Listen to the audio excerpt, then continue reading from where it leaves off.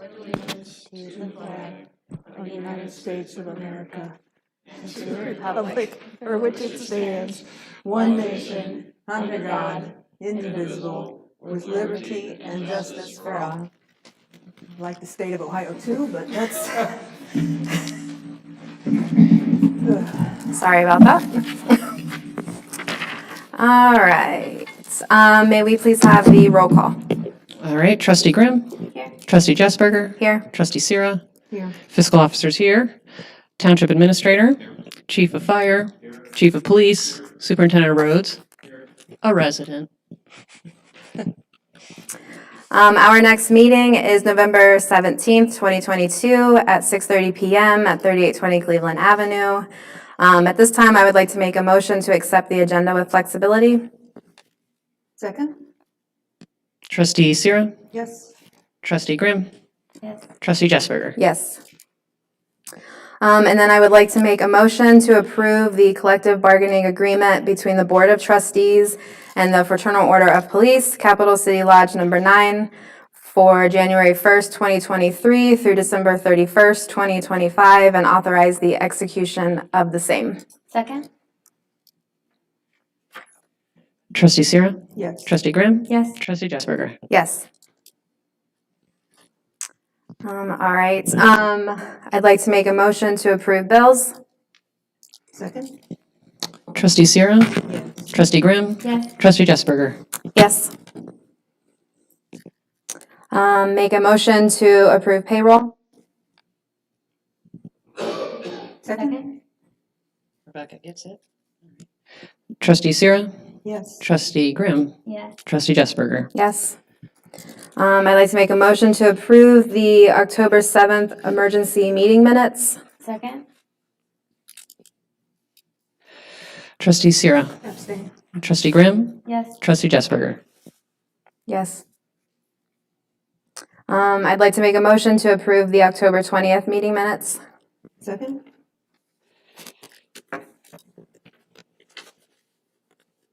Trustee Sira? Yes. Trustee Grimm? Yes. Trustee Jessberger? Yes. Make a motion to approve the September fiscal report. Second. All right, I'll read that. Microphones are working really well today. Pretty boomy.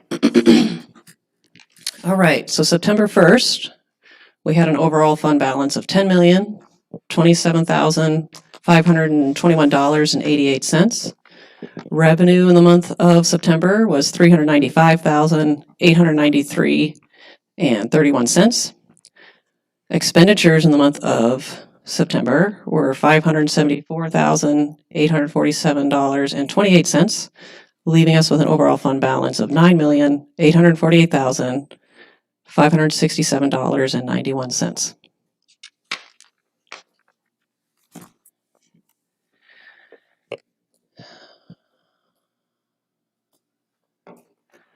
You ready for the roll call? Or any discussion? Okay. Trustee Sira? Yes. Trustee Grimm? Yes. Trustee Jessberger? Yes. And then I'd like to make a motion to approve a 3-year contract with Charles E. Harris and Associates to prepare year-end footnotes for a total amount not to exceed $1,950. Second?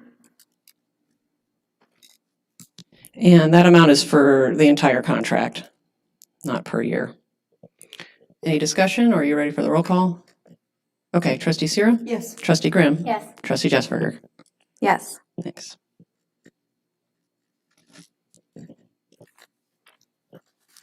And on to the committee and team reports.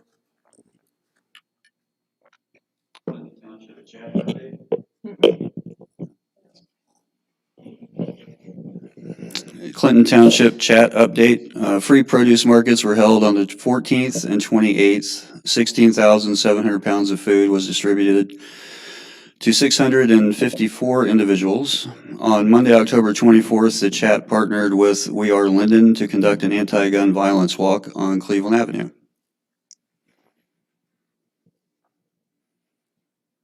Thank you. On to the township administrator. Some brief items from the monthly update.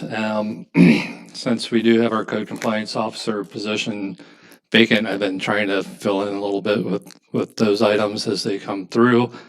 We did have a Judge Z meeting with Grandview. I attended the End Gun Violence Walk. There's been some questions about a cemetery behind the church on Cleveland Avenue. I guess that property is for sale.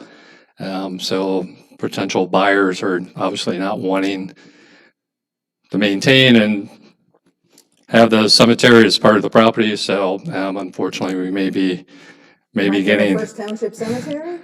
You maybe getting it cemetery. It's as far as I know, it's a closed cemetery. We wouldn't be opening any additional graves, but I've had 2 inquiries about that property so far. So so trying to get those questions answered and all that stuff.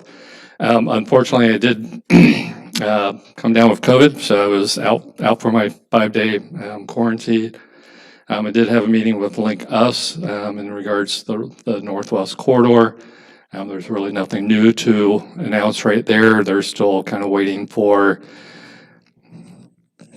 funding, if you will. CODA did not go forth with their request for this election cycle, so don't know if they'll be doing that in the future or not. But Interesting. Minerva Park just recently, this last month, October, started using the community room for their court. So working with them to get it set up, and they're now just coming in and doing whatever they need to do. And I had been asked to present at the MORPSES Summit on Sustainability. I put together a presentation, but then I came down with COVID, so I was not able to attend and present that. But Fiscal Officer Steele stepped up and presented for us. So the township was still represented in the presentation. So I thank her for that. The first thing I have is a request a resolution to participate in Franklin County General Health District, DBA Franklin County Public Health, contract extension with Clark Mosquito for mosquito spraying with the 2023 cost of $6,250.02, and authorize township administrator to execute the agreement. So moved. Second, question. Matt, how often do we get together and talk about this thing and look at this contract? I mean, I don't think it works exactly the same way it does with, say, local waste, where there's a whole consortium, but I think the county does ask us every once in a while for some input and such. Is there a cycle at all, or? That's actually going through a process right now. This is the last year of the contract with Clark. So Franklin County Public Health is looking at new contracts for the next year. So I think Dave's been attending some of those meetings, or no? They've had some Zoom meetings. So Is there any conversation about the more environmentally friendly ways to be tackling this problem, other than these huge broadcast sprays that don't reach the back of anybody's backyard? I've been familiar with the Clark Company, and they're pretty environmentally friendly. Some of the products are all natural. When they do the fall, it goes up and stretches 300 feet. Yeah. So ideal conditions, it makes 300-foot swath out there. They do offer.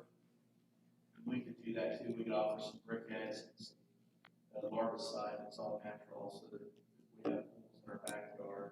I think Franklin County Health had some of them when we did the fire collection. Yeah. And about the That might be a nice service for us to get into offering to residents, but I'm not an expert in this and I can't come up with the terminology, but I know there's another sort of site-specific kind of remediation that goes on other than this broadcast spraying where everybody who keeps a bee hive has to, be subjected to it and all of that, so. the spray is a adult size That's how the adults are out there. Mhm. Part of the sign is something that addresses the development of the mosquito Mhm. at that stage. So there's a couple different modes in the past, we've, right, we treated both ways. All right. Well, thanks for staying in the conversation. I'm glad to know that we're at least thinking about not just doing the same thing over and over and over again for 50 years, so. When I know it they, doesn't reach my backyard, I can tell you that, so, you know. when they spray, do they go up and down the alleys as well? Or is it just the main streets? I believe it's just the streets. Yeah, I wouldn't be able to answer that. And the problem with mosquito spraying is, you kill this group through this swath, well, then you got more coming. And Yeah. I believe the way Franklin County does it, they spray according to what they trap. Mhm. If they see issues with increased mosquitoes or less mild, Yeah. then they spray that location. Yeah. I mean, other than us taking it upon ourselves. Yeah, no, I just wanted to know that the conversation is happening on some level. I appreciate your involvement in it. Thanks. They are looking at what to do going forward after 2024. Cool, thank you.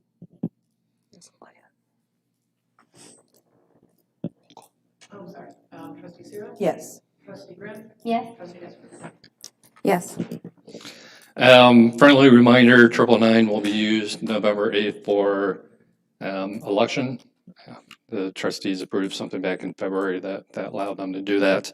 And I believe they've been in touch with Brian so far before this particular round. So they're, I think, okay, perfect. So those on the west side, 999 would be your voting location. Reminder of November 11th, we will be having a Veterans Day ceremony over at Veterans Park on Wofford. Deborah has found a color guard that will be joining us, and so anyone who would like to join us for that, Are we saying like There's- 10:45 for that, or? right? Okay. Yeah, we're not trying to get part of it in to 11 o'clock when we'll have a moment of silence and then finish up the ceremony. So it around 10:45, yes. I have a discussion regarding rental of the township spaces, and I guess one of the spaces would maybe be this community room. Another space might be over on the west side with 999. I know through COVID, obviously we were not allowing that to happen. Excuse me. Now with COVID numbers have been going down, now they seem to be kind of going back up a little bit. I attended a meeting today. We're still in the green, so we're good there.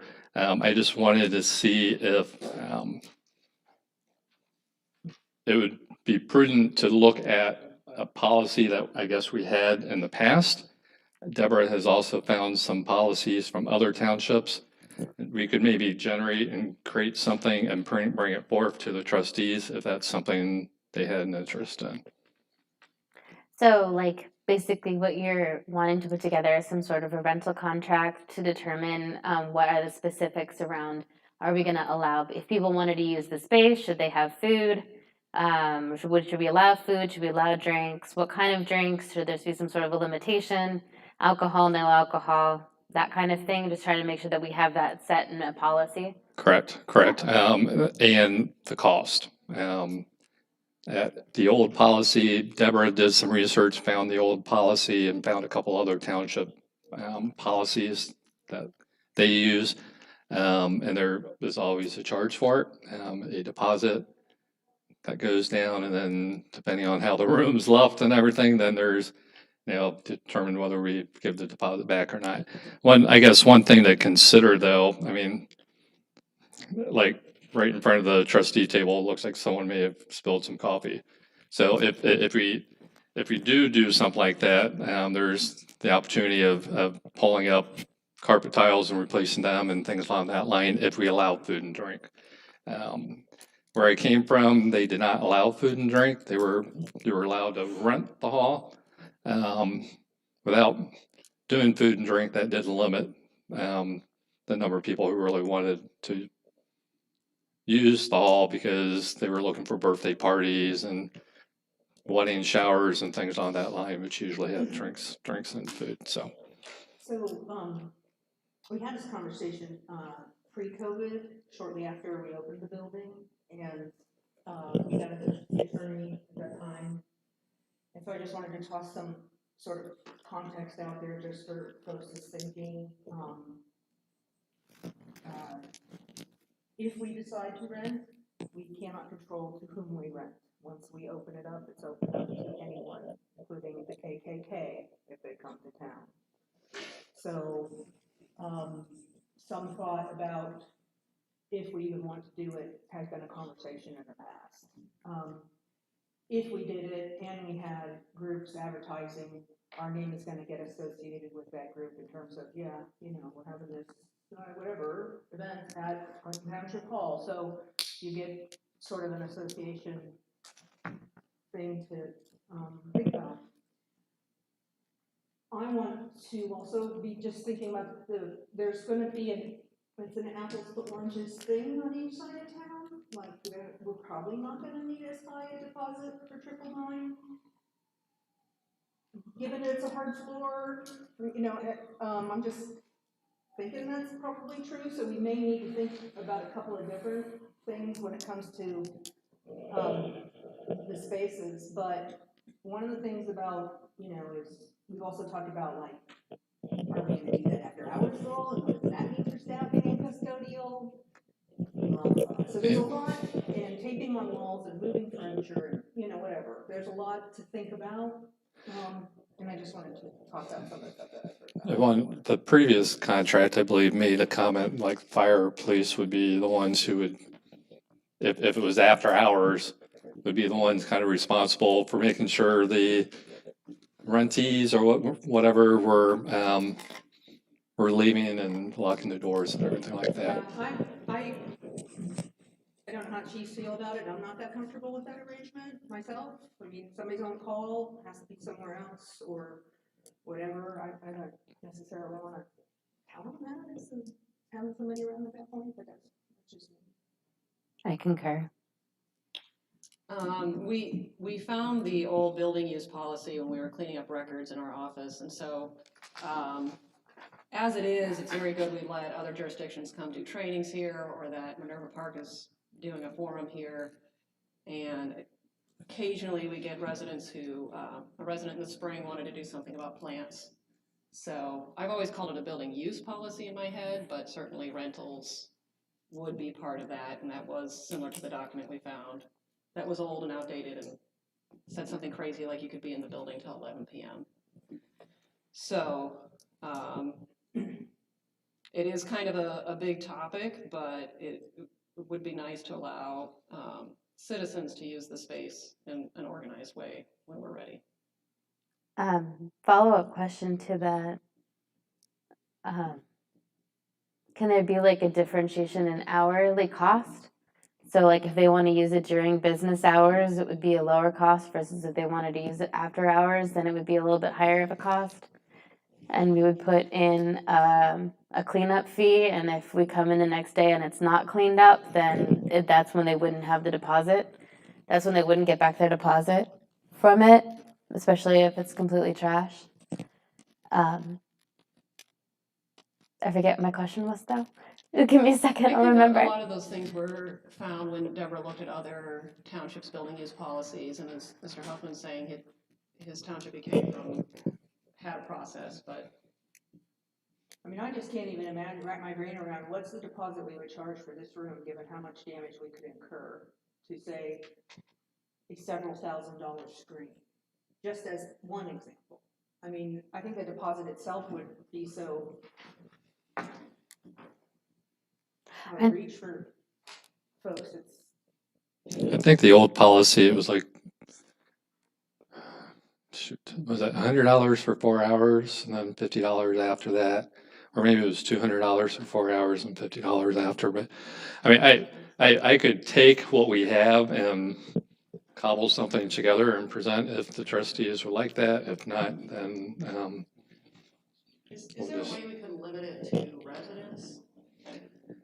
township residents? Probably. The old policy had a different rate for resident versus non-resident. And I think there was a requirement to bring in like a utility bill and a driver's license or something to prove residency of it. So I would think the policy could be pretty much encompass all of this stuff.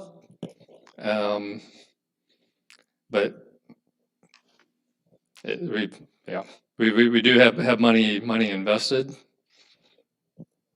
in here, and if we don't have people here after hours, really kind of,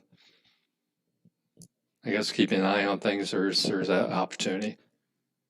I think you'll probably be chatting with Julie quite a bit about that residency thing, because my memory of the conversation the first time around is Jamie literally cannot do that too. Oh, okay. So, Well, like, literally, whomever. you could rent it if you weren't a resident, you just got charged more, I think is what it boiled down to. That's what they do in my my mom's like neighborhood town. If you're a resident, then you can have it for a discounted rate The versus clubhouse if or you're not.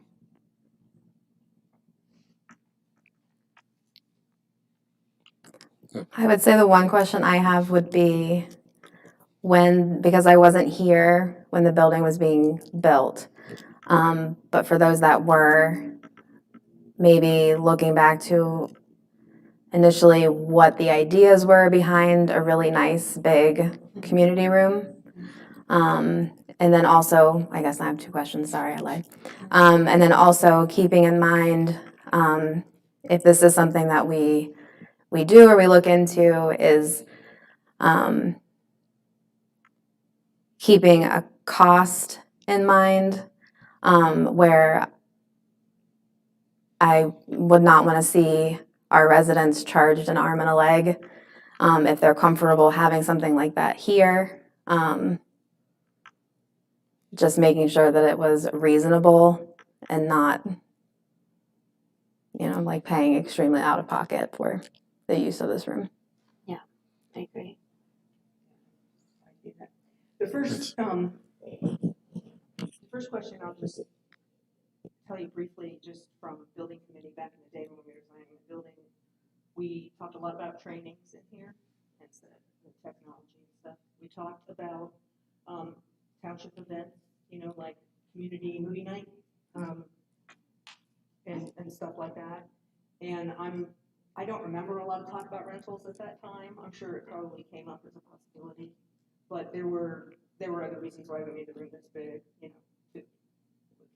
And was an awful big one, but in terms of what fire and police could bring in here. And I didn't realize how unique this space is. With the auditor's community hours, Mr. Stinziano's office was just thrilled to be able to be in a township, because they're usually meeting in libraries. So I didn't realize that we're lucky to have this, because most townships don't also have a police department. So a lot of times they're meeting at fire bays when they're meeting in a township. Neat. So I can take what information I have and maybe come up with something and send it out if that's I guess I of just have a interest. question if we could focus just on building usage outside of government jurisdictions, because obviously other governments have been coming in here and using the space and it's going well. But if NEAC wanted to meet here near Northeast Side Commission. Area Commission, they used to in the old building, that probably qualifies as a government thing. So that's my thoughts, is wrapping our head around the existing usage, it's all going well, and then seeing if we could let citizens use this space, not really talking about money, but, and that is a big can of worms, because while we know somebody wants to come talk about gardening, she's not doing it to make money. Jane's right, that if we let somebody come talk about gardening, potentially we're opening ourselves up to anybody. So that's just my thoughts on it. And the other thing was the community school idea, but the offering of, that we would maybe organize a recreational kind of schedule of an offering of classes or stuff like that, workshops and stuff like that. Education. At some point. That was another part of the design. It's a big subject. Thanks for looking into it. Moving on. Wait, I guess first of all, do all three of us agree that we want to kind of come up, we'll see what can be come up with? Is everyone comfortable with that? Okay.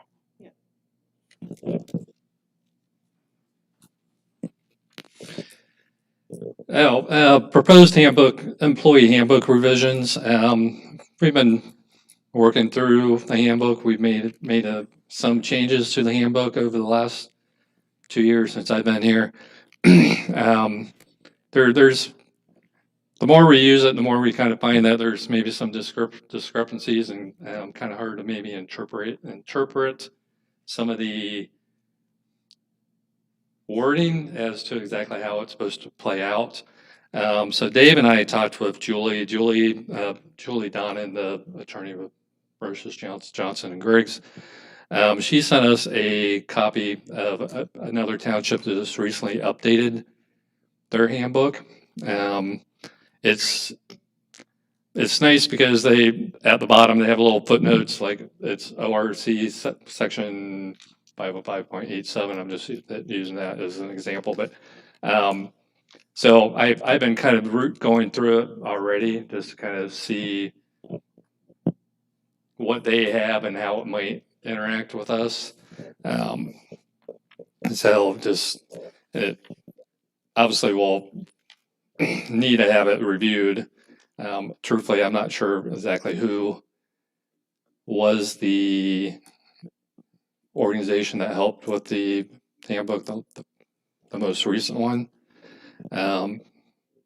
So it's just kind of a heads up on that. It's kind of, It was, yeah, another attorney firm that we use at times, and that was a several $1,000 venture. So, like, my first question is, how much resources are we talking about devoting to this project? I mean, is this something that's, when you look at it realistically, how much of your time it's gonna take? I think so far maybe I've, excuse me, I've been reviewing it for maybe 2 hours.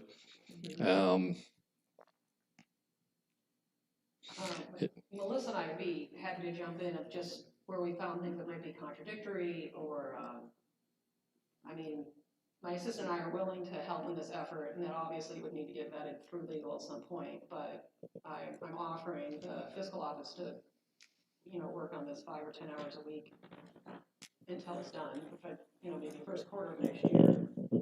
It's at this point, I'm not really pulling in any legal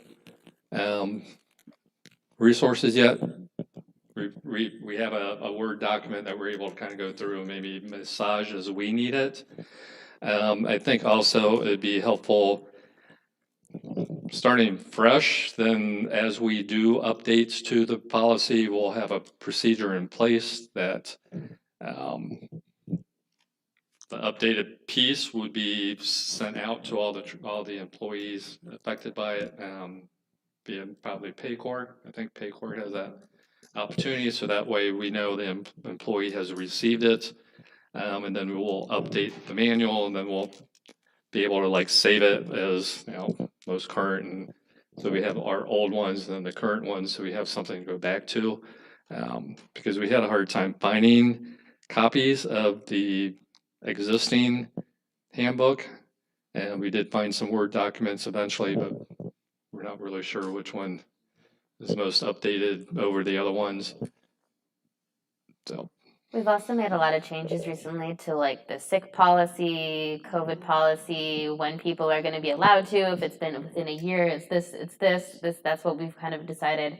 If it's after a year, it's this number. So being able to make sure that our handbook is updated and there is clarity regarding all of those different updates that we've made, I think that I see benefit in it. I'm all for the procedure getting polished about keeping the updates and keeping people advised of the updates, because clearly that has not been in place long enough. And my thing is, I just want to be judicious about the use of our resources. We put a lot of investment in it. Let's fix what we need to fix. I really hope we're not talking about reinventing the wheel or putting a whole bunch of people's time and energy into it where, that's my thing about it, so. Would you? Pay for it once, let's fix it, let's not, start over, that's all I'm saying. how many hours would you deem an appropriate amount for these updates? Well, that was why I asked what I thought, what we thought it was gonna take and what we were talking about by way of this project. I mean, right now, Starting over and stuff, that's a different thing than if we're talking about going through here, fixing a few paragraphs because we have contradictions and updating a few, things that we changed in sick and so forth over the last couple of years. I have all of those updates, I'll tell you that right now. so I guess maybe the process then could be that we pick one of our Word documents of the existing handbook, work through that, and then once we get updates of items that we know we made changes to, then that would be our starting point. That would be the other option. I have a random question. What do we have, and I apologize if this is my ignorance and I'm just not aware, but do we have like a SharePoint site where we put all electronic versions of different hard copies of what we have? We do, okay. We have a shared drive, what we call the S drive on the computer. But is like SharePoint, is that kind of like what you're through, what Microsoft, it's like what we do the agenda through? Yeah, I think Is that that, is, I think that is 365, might be SharePoint. Yeah, so the drive you can only access if you were here in the building on the local network. Okay. Unless you VPN'd in on your township laptop, then you could access the drive that way. Well, Otherwise, it would have to be in the cloud like the agenda. And we can always, just Add it there. None of that data and migrate it to the cloud. So Well- we had access to it easily. yeah, just having the handbook there would be really helpful.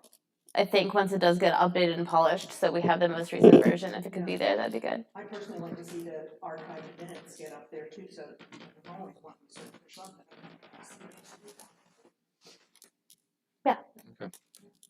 all right, Those two then things. maybe going forward now, we'll kind of take a look, we'll choose one of the Word documents we have from the existing handbook, insert what we know has changed, put in place the procedure for future changes as to how we will update the handbook, save it, get it out to everyone. Okay, we'll go that route. This kind of plays in a little bit with the onboarding updates, which then, if we had the updated handbook, give it to Paycor as employees on board that way. But then in regards to policies and procedures or standard operating procedures, I did spend some time today kind of looking over the 505.67, I think it is, which last time I just provided a copy of the ORC copy, so I was trying to break that down into things. So we are continuing to work on it, but really don't have anything new to present to the board tonight. Okay. And then carport updates. This has been, I think, a discussion that has been ongoing in regards to carports for the police cruisers. It's become a little more important now with the door handles on the new cruisers. Now, if they get ice on them, it's kind of hard to get them open. I know Mike and I have talked about this several times. I've reached out to several organizations on websites where you fill in the information and tell them you want to get information about it. I'm just not getting responses in regards to that. I did get one response where the roofing material was going to be a canvas or a vinyl top, which doesn't make a whole lot of sense to me. I think it would be some sort of a hard surface, and that's not something they provided. We're also kind of preferring more of a cantilevered roof, so there wouldn't be any posts in the front. So there'd be a post in the back, an angled post, roof, rafter, whatever, going up, and then that way, when it comes to snow removal and everything, you don't have posts to potentially hit and knock over, and then police cars pulling in and out quickly because of emergencies. So which way would the rain/snow fall? Towards the building or away from the building? It would fall to the south, Okay. so it would be, yeah, so, Just checking, It- because you went and this correct- way and I correct- was correct like, me but if- that's north. It'd be like this. There we go. you know where the Teslas are parked now.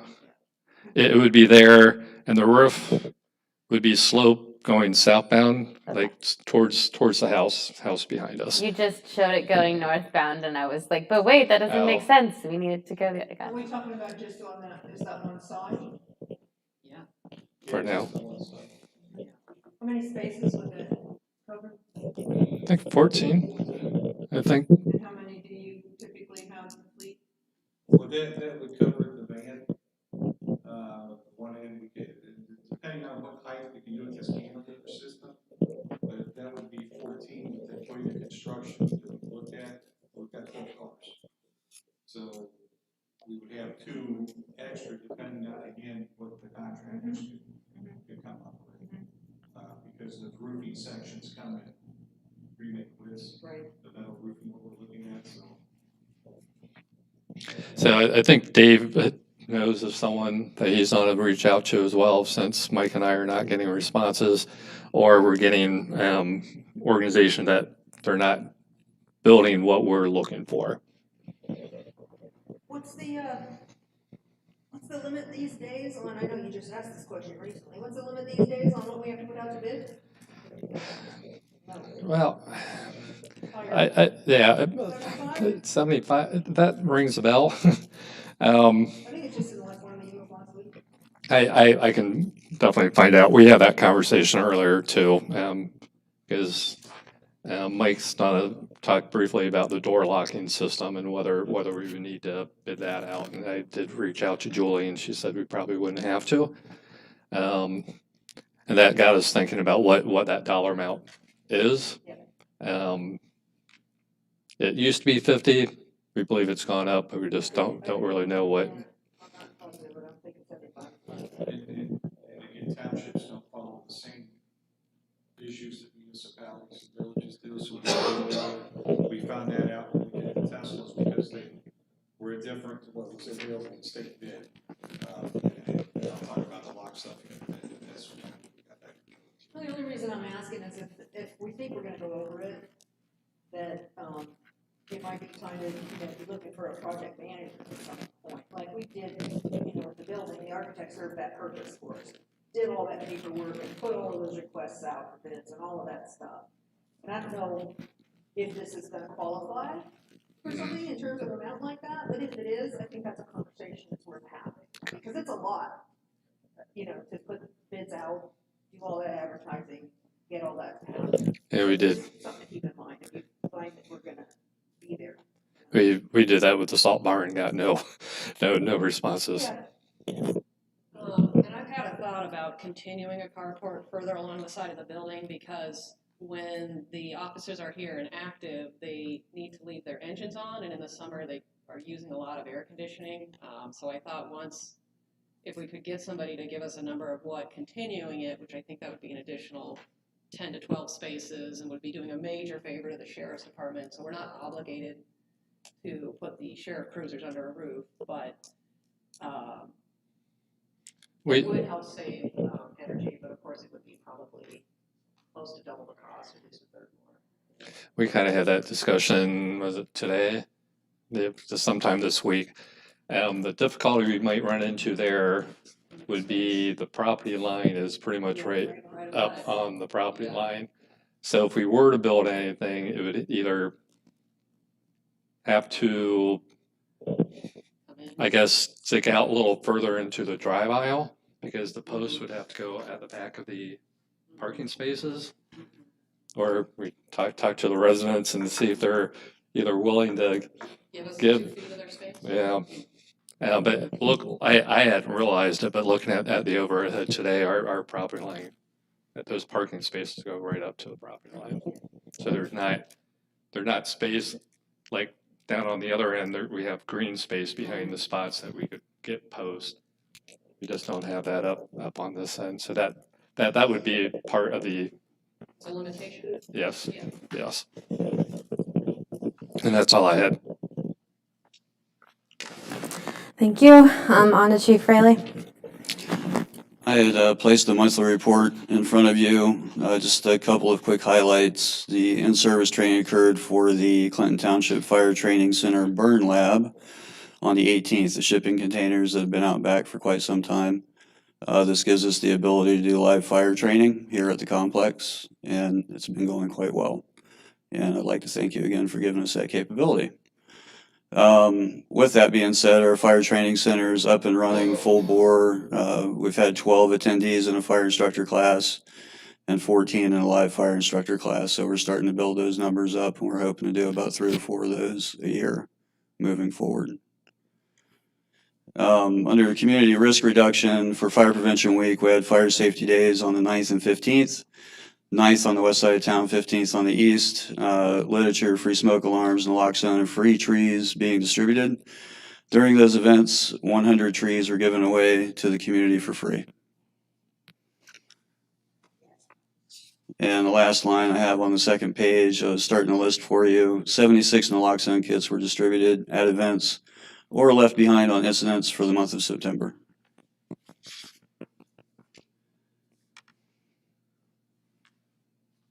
Thank you. Sure. Moving on. We'd like to request a motion to surplus the 2009 Dodge 4500 Medic vehicle VIN 3D6WC 66L3965555100 on GovDeals as the vehicle is no longer needed. So moved. Second. 396, because it's 39G on the agenda, I just want to make sure we get the record right. That's 39G it is. okay. And Rebecca second, is that right? Mm. Okay, trustee Zero. Yes. Trustee Grant. Yes. Trustee Desperate. Yes.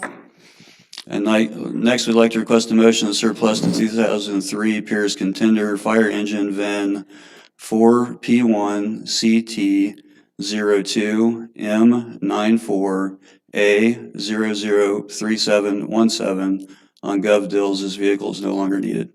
So moved. Second?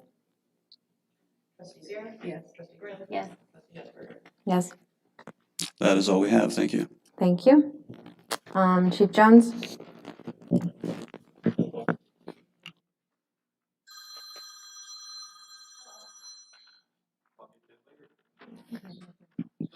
First thing I have, I'd like to recognize former employee of the township that passed away Thursday, Judy Taylor from work.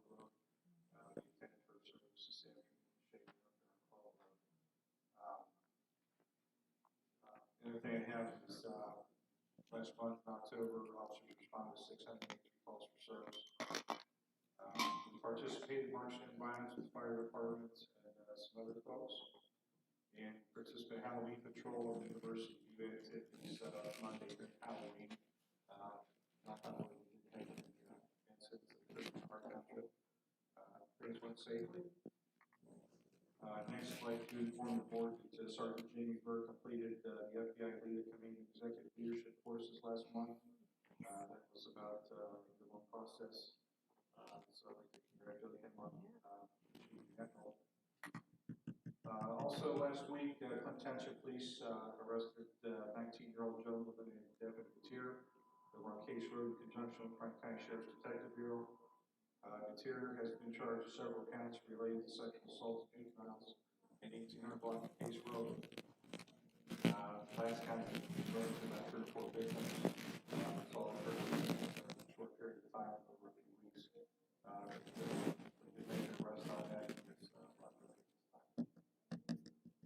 We have 2 township cruisers that are out of service. One's waiting on a catalytic converter. It's been in the shop for the last 3 months. And another one, we're waiting on the shop parts from the body shop that was integrated with the light bulb Linux third shift. The farm called today, thinking we had closed it out. And we have not closed it out. So waiting for parts.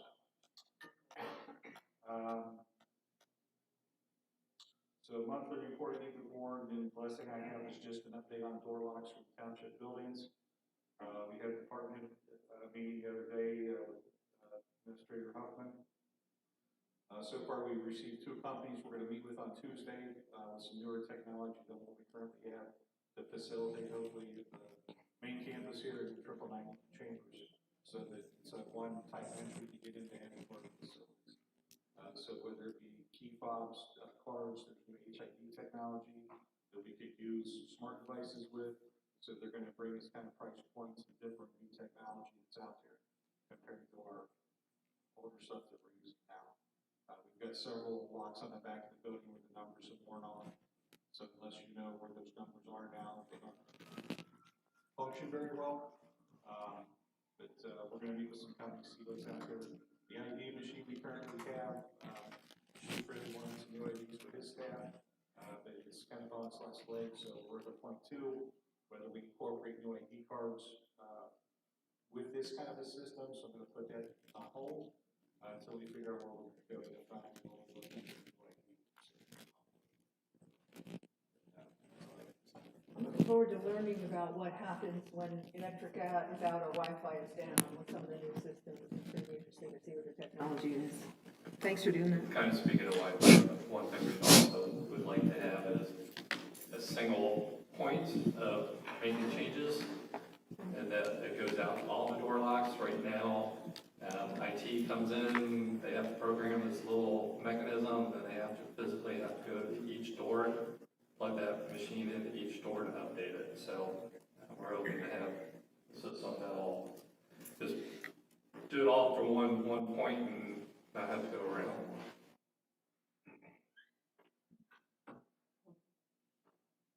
Thank you. Do we have an update on when the little cameras will be here? What are they called? I'm sorry. Yes. Oh, those are gonna probably start rolling out in 3 or 4 weeks. Very exciting. Thank you. Mr. Medley? I need Mike. That one works. There you go. Okay. I sent out the monthly report to the trustees. I just touched some of the bases on it. We pretty much wrapped up our chipping for the year with 85 ton of chips, but we will still make another round through the township once we get some of the leaves all caught up. It's been pretty crazy this week on the leaf collection. So hopefully next week we can make a trip around for brush. So far on the brush collection, the first week we got 11 ton. I think we got 11 loads just this week so far. So it's adding up pretty fast. And at the beginning season, I had an issue with neither leaf machine really ran fine. And I ended up taking some parts from one machine and working, so we have one machine that is functioning. The other one, it's got a clutch system in it that drives the fan. There's something drastic wrong there. It's locked up. It smokes when we kick it in. So I'm getting a price for a ride-on leaf machine, and maybe next year we may look into purchasing one, and then we'll have the old one for a backup that's running now. Just something to keep in mind. Then let's see what else I got.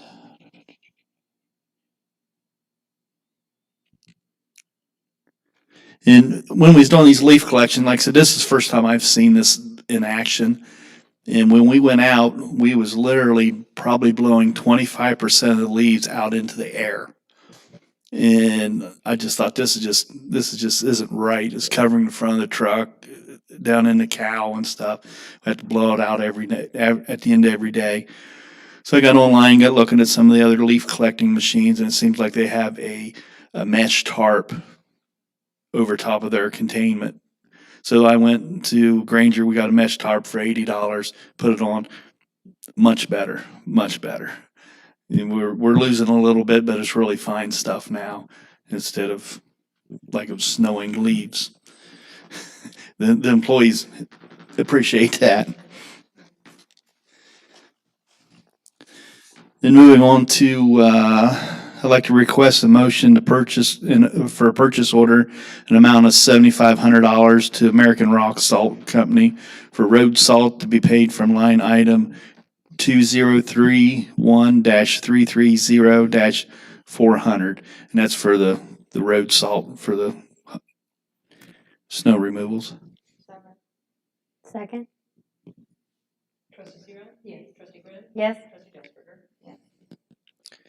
The next one, I got to request a motion for purchase order in the amount of $7,200 to Bobcat Enterprises for repair to a flail mower to pay, paid from line item 2031330 Trustee Zero?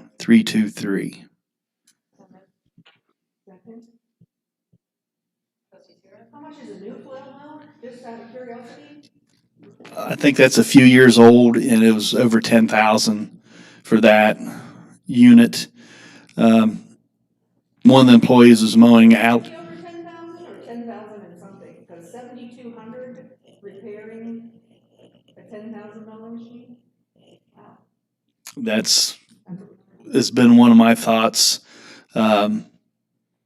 If we replace it with a different style, like a brush hog unit, it's going to be over $10,000 to $11,000. There is an arm unit that can go on it where we can mow different angles. That's about 19,000. The other option is to buy another zero turn mower, and maybe we could see what we're doing a little better when we're mowing. That you're looking probably close to $10,000.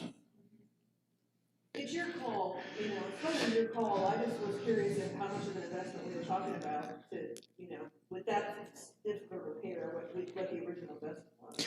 Yeah, the way the flail mower on that Bobcat is not, to me, is not the ideal situation to be maintaining the alleys.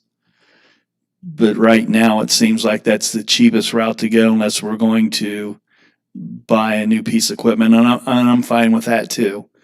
What? I've been kicking this around for a couple months, which avenue to go down. By doing this repair, how much of a life expectancy would you be adding to this machine versus like if we were to purchase a new one?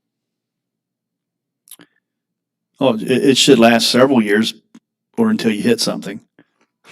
About as good as a brand new one. Yes. What happened in $2,200? That is the high-speed bearings that's on each side of the shaft. And when that shaft, when he hit and bent the shaft, he ran a little bit past that, and it just wiped the bearings out. I guess. But Sorry, go ahead. it's a costly to repair it, and I'm glad we're having this discussion because I've been kicking this around which avenue to go. Well, and that's why I asked that question, because if we buy a new one, is it going to have a longer life expectancy? Will it be worth the additional money that we would be spending versus just going ahead and repairing the existing one? If we was going to use the exact same mower, I would repair this one. If we was going to move forward and try something different, go a different route, then I would not repair it. Would if we bought a new one, would it improve your efficiency? Like, no, it'd be about the same. No, the trouble with the skid steer, you're sitting down in the seat and you can't see right on the edge of the mower because it's out there another 6 foot. Okay. So visibility is very difficult. When we're off to the side in the spring, when it's wet, this machine skids around and doesn't steer very well. So you get stuck, you got to maneuver around. We hit a fence last year, we had to make repairs to it. It's very encumbersome to use. And So the how guys, sorry. my guys kind of, if we do a zero turn mower, you can see better, but it's more dirty. There's a lot of stuff gets thrown around in these alleys. So they kind of like the enclosure of the skid steer for that purposes. But it may be a thing as in the spring when it's wet, we're going to use our 1 zero turn to mow these instead of taking that machine. It's very heavy and end up getting stuck and damaging residents' fences. And how much of an emergency is it that, I mean, like, could we do a little bit more research to try to figure out what would be most effective, or do you think that this is the most effective thing that we should do?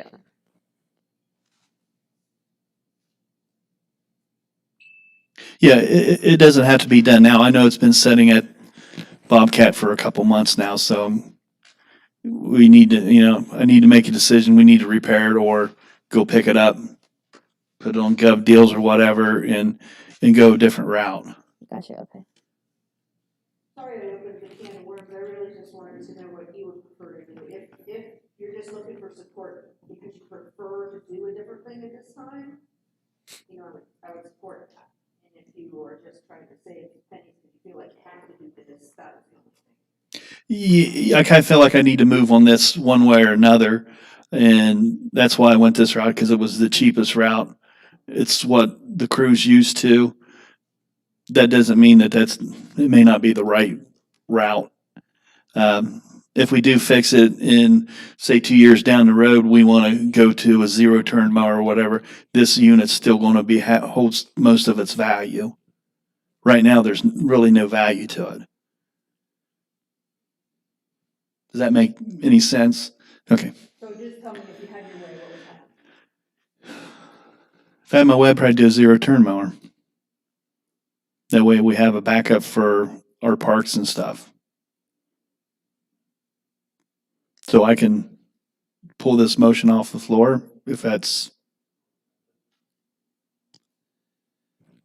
I can bring that next time. Okay. If you- Well, just that's take. what you really want to do. That was the reason I asked the question to begin with, if we're going to invest that much into fixing something. And that's what I've been struggling with. But I mean, it's something, if we put the money into it, we're going to use it. Hopefully we don't hit a manhole cover again. But it's always that chance. Okay, I'll just table this until next meeting. Okay, next on the agenda is to request a motion to approve 4 days off due to COVID for an employee. This falls under more than 2 days that I cannot approve it for, time off without pay. This is a new employee, doesn't have much sick leave built up, nothing to cover this. So the option would be, if the board approved, to give him some sick leave pay.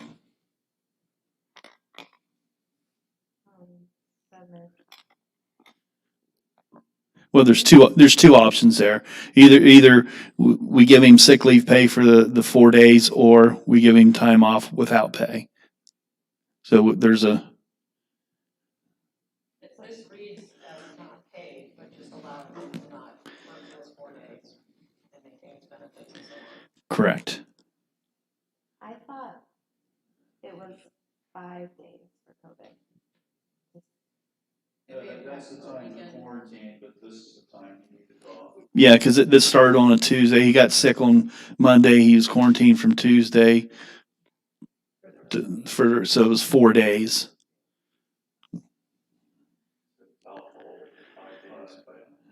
Yeah, 5 days would have been on a Saturday.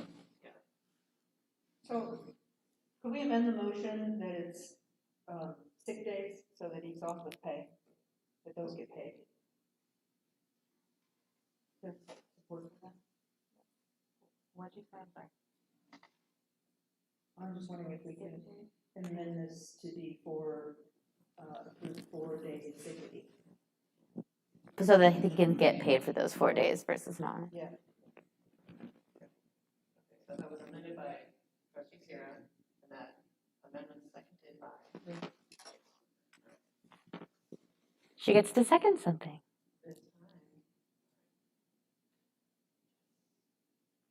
Trustee Sierra? Yeah. Trustee Graham? Yes. Thank you. The next one I have is an update on the paving program.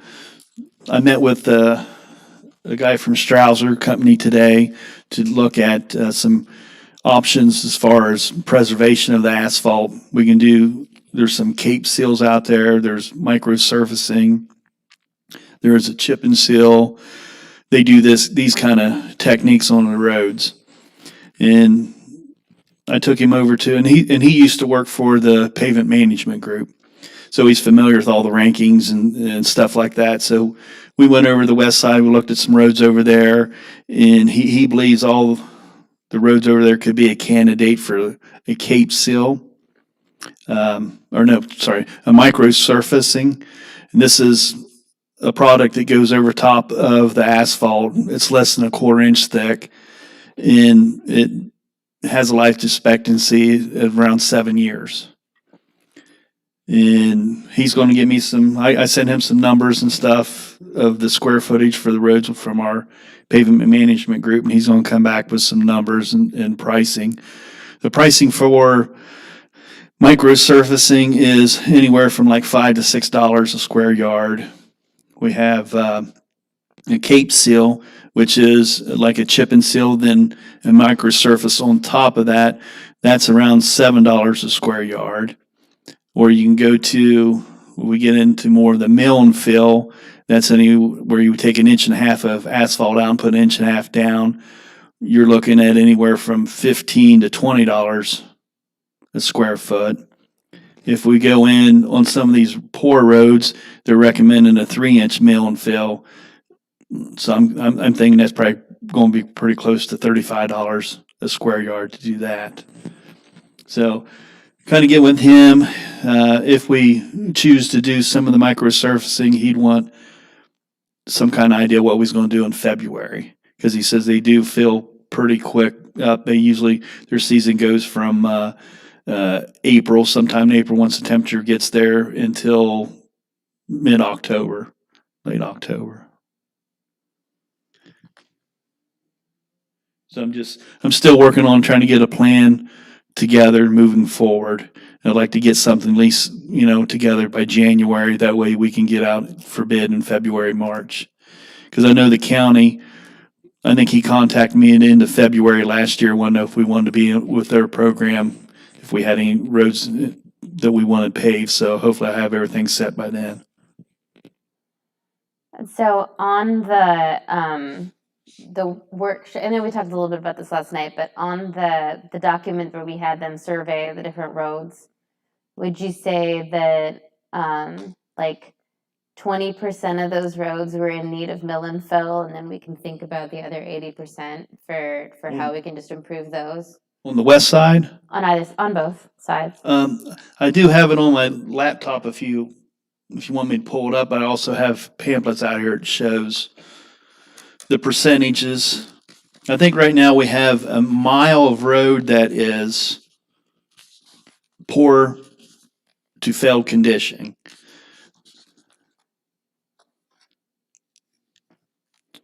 And that they want full depth repair, the 3-inch mill and overlay, and maybe some full depth on some of them roads. But these are roads that are basically alleys in between other streets. We have Corwin Avenue.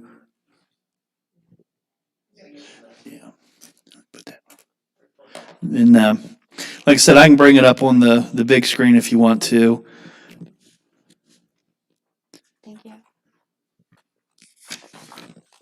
When the county got in touch, Dave, can we go back to that? Did they have so that was like, we're ready to help you kind of thing from the county? Yeah, the county offers to the townships to pool all together, and we go out for bid all together. So we get a lower price for pavement.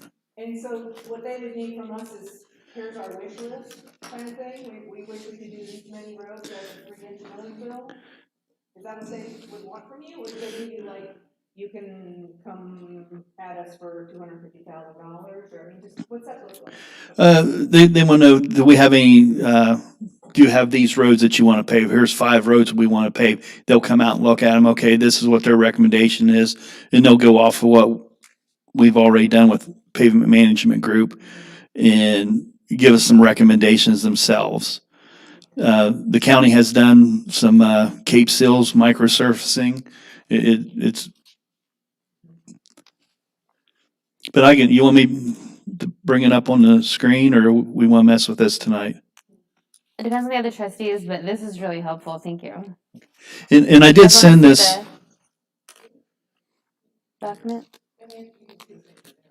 Yeah, this is fine. I'm just curious, are they able to make you like a map where the roads will be color coded as to their? It's done. It's That's done. what's on the. It's done. And I've sent this to all three of you. You just have to click on it, and This is it? and you can zoom in on it. You can actually say you want to do ranking from 30 to 40. You want to replace them roads or do something with them The roads. thing that he wants to show us on his laptop is what you're talking about. Yeah, it's this right here. Yes. And it actually shows you the road. Well, if you download the dashboard, you can actually click on that road and it'll actually show you the road itself as they're driving down it. There is a video of every road. It's pretty cool. I like it. Yeah. The one caution is if you get on and download the dashboard, it is live. So if you delete something, it's deleted. That's why we don't share it with the public. It's not. I figured I'd tell you. Let's try not to delete the township. But I can stick around too and have it up on the screen after executive session and I could show you a couple things on it, I would love how to maneuver through it.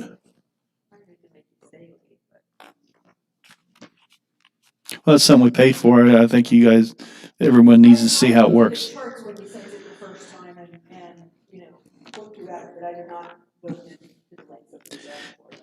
And there are a couple roads on there we don't take care of. So as this moves forward, it'll tweak a little bit.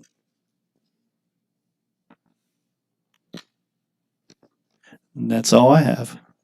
Thank you for the update. I appreciate it. I sent something out to the trustees late this afternoon, which I mentioned during planning.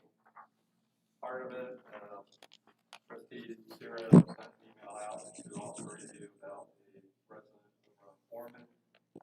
I reached out to Julie. I have paperwork, which you guys all have copies of in front of you. If we wanted to move forward with doing an abatement cleanup of the property, this is the process we need to go through. If we pass this resolution, I would send a letter out to the owner and moving forward. Within some of these, we're receiving minutes. What board will do so in their calls, text. So this is kind of like what we've done in the past. Maybe a little quicker than some of the others, but what this would do is it would declare the property a nuisance due to maintenance. It's mainly trash. It's done by resolution. Sample resolution is in front of you.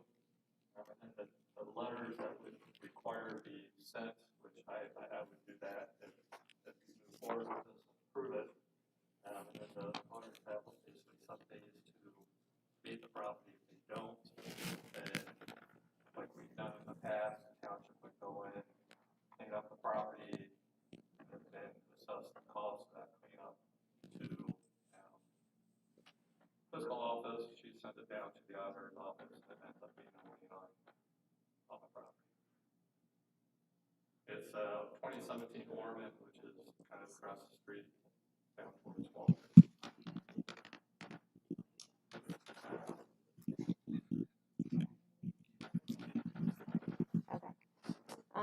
All right, so a resolution declaring the property owned by Foundation First Properties LLC located at 2017 Ormond Avenue in Clinton Township, Franklin County, Ohio, a nuisance.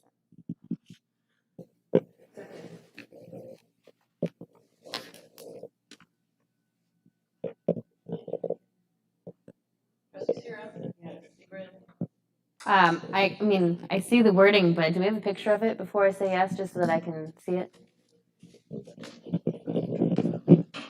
I'll be honest, it's not as bad as some of our other properties, but it's been an ongoing issue. Okay. Residents have been complaining about it. It is a rental. A letter was sent out to the address on the auditor's website more than 7 days ago. I've not received a response in regards to that. Well, I don't feel educated enough about the topic, so I'm just going to abstain for now. So, just by way of discussion, the property is notorious and has been a problem property for years, for years. I have mowed that front lawn myself when the people across the street were having an appraisal one day. It is just a constant kind of headache, and it's one of those ones where we start over, and we start over, and we start over, right? Like, as soon as you get them to mow, then you gotta start the whole process over again, 10 days, this and that. So, garbage gets left out alongside all week, garbage cans get left out all week, it has been a nightmare for the folks who have to live there. Is this the greenhouse on this side? South side? It's right across from, Brian and Sharita. The woman who was here earlier in the year. No. Different one. Different Not one. her. So it's right across the street from Brian and Sharita. Okay. Yeah, I was right. I remember this. Yeah. I apologize, I should have those printed out for you. Came out at the end of the day. Do you want to take your vote at all in the photos? Sorry, they get confusing. Jump the gun a little.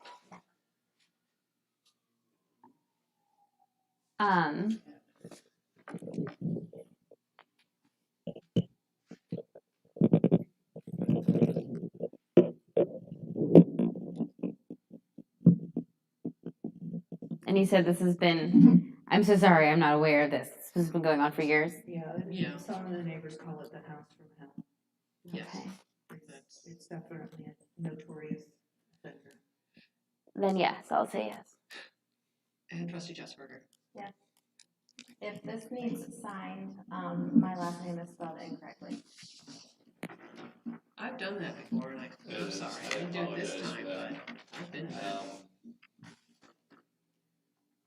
We'll retype it. We have an executive session, so you just print a different copy. Sure. If I should be able to pull up the copy and get it changed.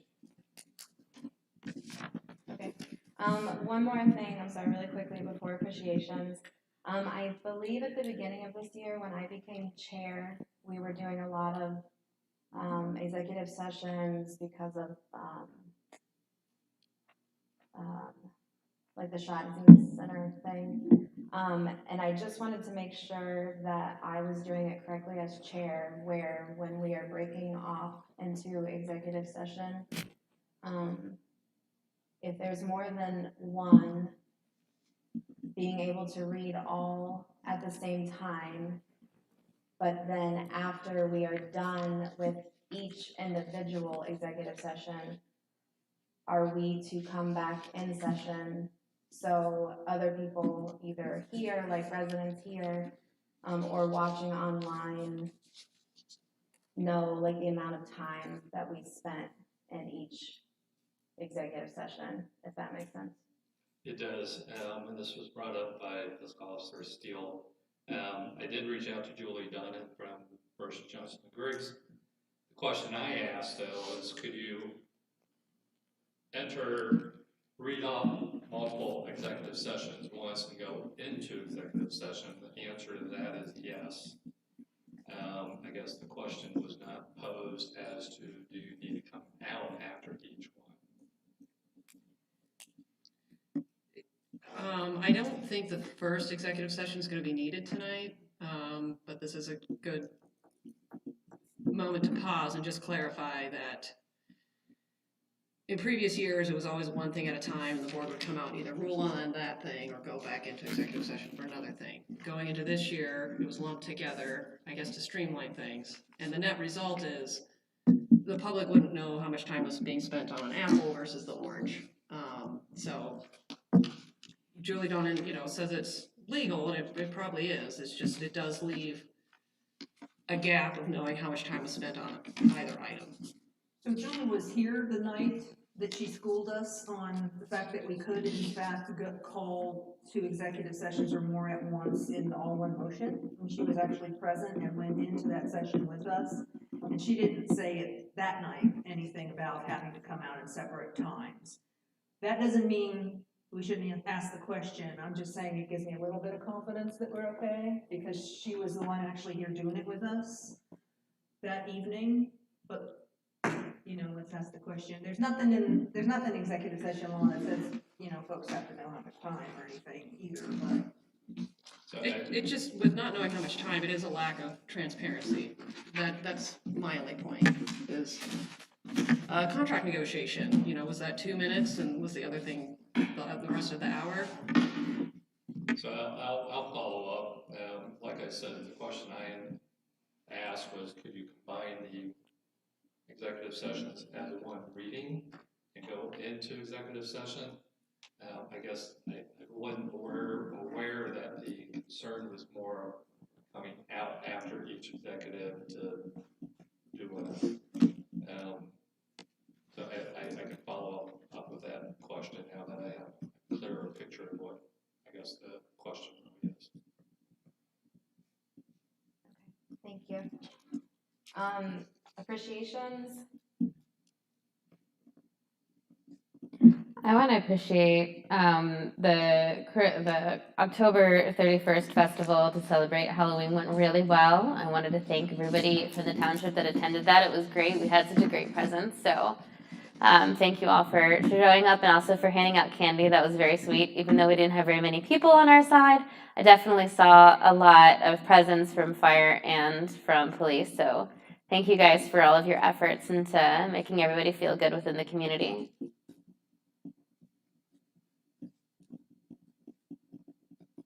There wasn't a lot of kids on each side.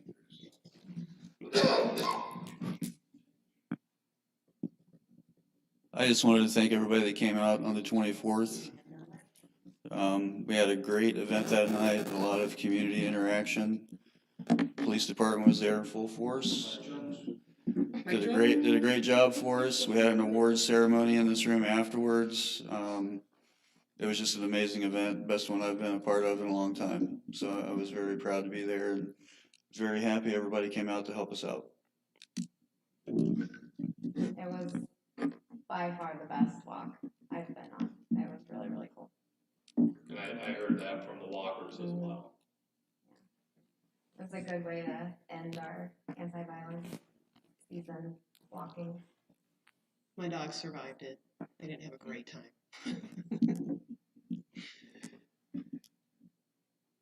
Any other appreciations? Okay.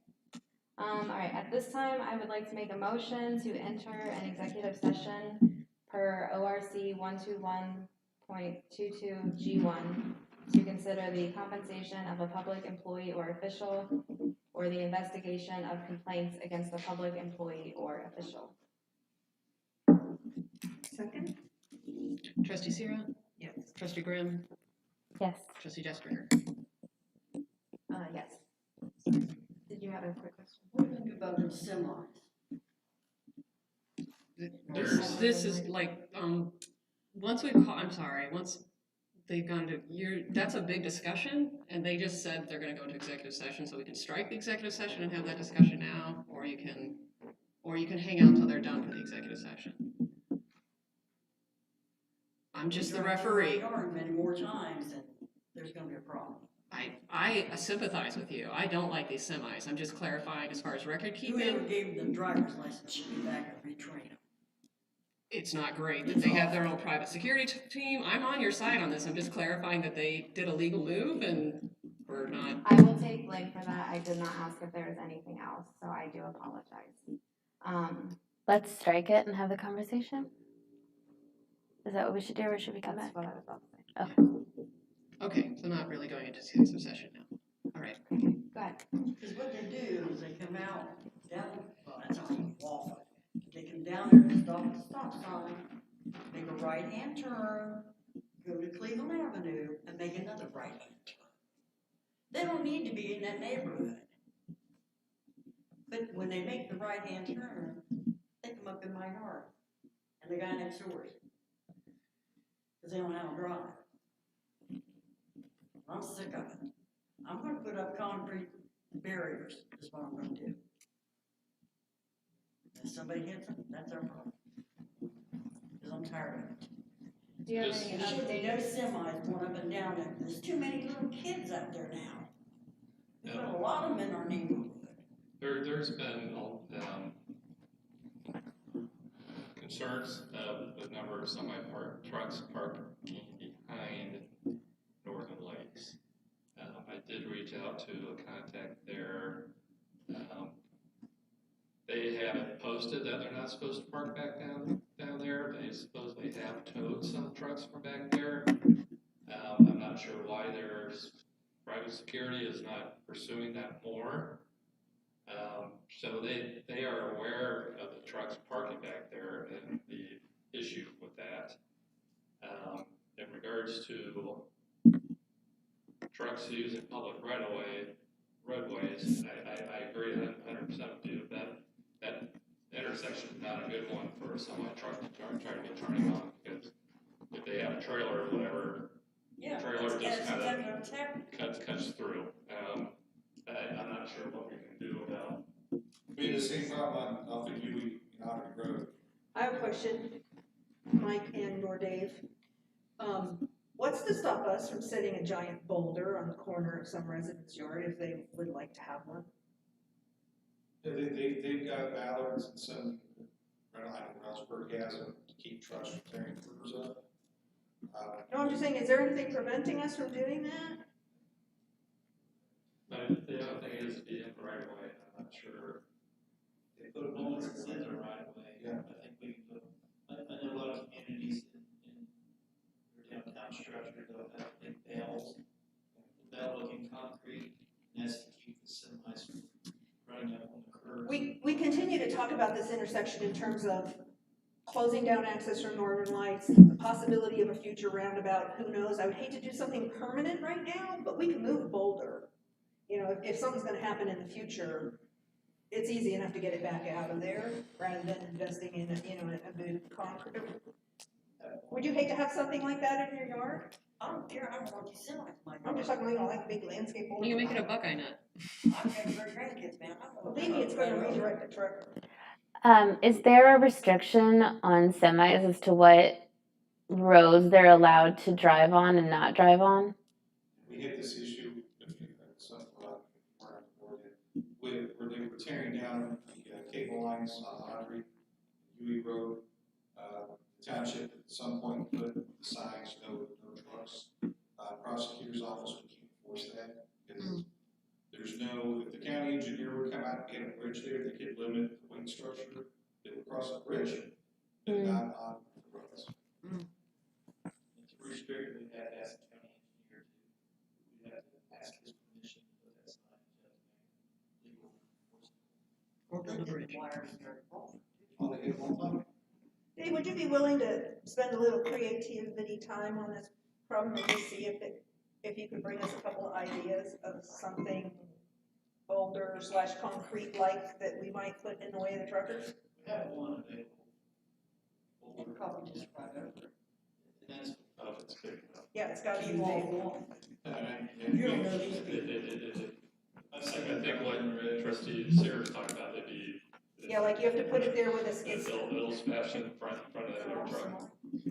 That's exactly what that's who it is. It doesn't matter their race. Huh? It doesn't matter their ethnicity. I know, that's who it's doing every Okay. time. Every time.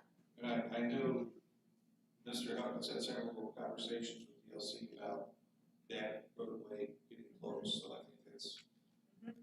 And I'll be honest, it's not looking very good. They just recently, through the building department, was asking like zoning questions. So we've been down that road with them before. I would guess if they're asking zoning questions and they have an idea of what they might want to do back in that corner, whatever that might be, it would probably prevent trucks from parking back there because it would take away that space. But time will tell. I'm just being honest, I'm not very likely that they'll agree to closing it up. One night, there was 31 semis. That road right behind Northern Lights, they was two side by side. supposedly posted, and their security people should really be the ones out there saying trucks need to go, but why they're not, their security people aren't doing Well, see, it. these towing companies, there's certain ways that you tow a truck, you tear it up. And they're responsible for it. They have to, from what I'm being told, they have told, what I'm told, they have towed vehicles, A lot of them don't. semi-trucks from back there. It's just that they realize it's an issue, and they're doing what they think they can and should do, but why their security staff's probably not stepping up and calling the tow company more. Have they done anything about signage? Supposedly they have no parking. I've not seen it myself. Mm-hmm. I think I've seen signs. It don't matter. Yeah. They need to be Like told. over at Amos, it didn't matter. They had signs up. Is it an option for us to cite them? No, You can't cite the owner of Northern Lights? no, it's their property. Now, when the previous company owned Northern Lights, we had an agreement to act as an agent for them, and we used to tow the semis and cite the drivers.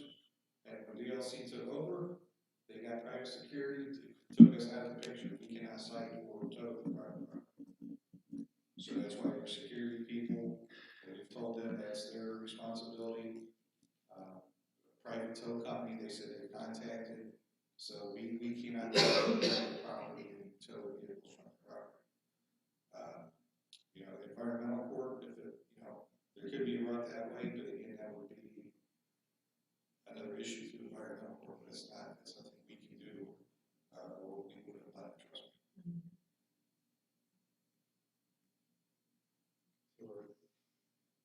They would say this a lot. We're working through it and trying to do what we can to do what's within our calls on it. Well, it sounds like we're gonna look into putting the boulder in the right of way, right? As a Band-Aid. It won't hurt anything other than your view. Having a boulder in your front yard won't hurt anything, really. I'm not planning to run over it. You're not gonna run over it. All right. I'd say see what you can find out, you know, and or if there's something else that you run across that's a potential solution, you know. But let's try something. I even thought about at the entrance of the Northern Lights, first, something like half a circle, something that restricts. You have a chicane where the trailer can't make it through there, just to deter them. And they'll probably just go right over it. Yeah, boom, probably, but you know the driver, right, just take it out like over there. A lot of the roundabouts being built with mountable curbs So that you for can do school it, buses yeah. and stuff like that. So. Oh, yeah, the school buses run stop signs now. It's true. It's a great shame. Here. Do I need to reread the motion now? Sure. Yeah, that's Sorry. Yeah. just being safe side. Yeah. Okay. I'd like to make a motion to enter an executive session for ORC 121.22G1 to consider the compensation of a public employee or official or the investigation of complaints against a public employee or official. Still seconding. Trustee Sierra. Yes. Trustee Grin. Yes. Trustee Jessberger. And I'll get this document updated with Jess's correct